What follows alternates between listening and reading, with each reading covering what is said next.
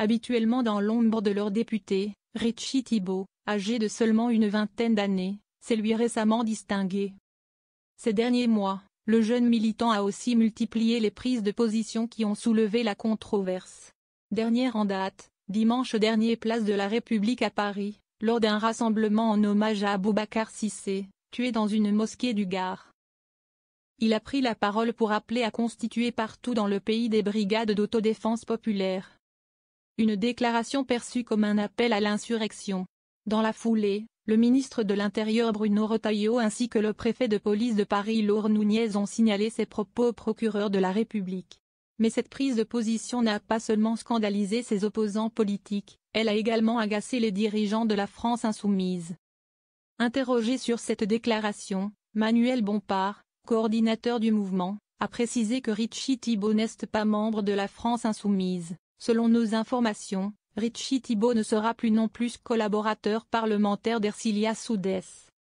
La décision de rupture du contrat a été prise il y a plusieurs semaines, précise la direction du groupe parlementaire à RMC et BFM TV, sans plus de commentaires. L'avocat de Richie Thibault assure néanmoins qu'il est toujours sous contrat ce mercredi 30 avril. En coulisses, si est-il l'accumulation de griefs contre lui qui a semblé peser dans la balance, et qui a poussé Ercilia Soudès à réagir. Interdit d'accès à plusieurs bâtiments de l'Assemblée nationale pour risque de trouble à l'ordre public, décision qu'il conteste. Il s'est introduit frauduleusement dans l'enceinte du Palais Bourbon en forçant une porte tournante de sécurité, a dénoncé mardi 29 avril Yael Braun-Pivet dans un communiqué. La présidente de l'Assemblée nationale a également déposé plainte contre lui. En octobre 2024, Richie Thibault avait également déclaré lors d'un rendez-vous de soutien à Gaza que le seul chemin dans les rues de Paris, si est-il l'intifada, autrement dit, un appel au soulèvement. Bruno Retailleau a par ailleurs déposé plainte contre lui après qu'il ait qualifié les policiers d'enfants de Pétain. En général chez nous les collaborateurs sont des militants LFI, ce qu'ils n'est pas.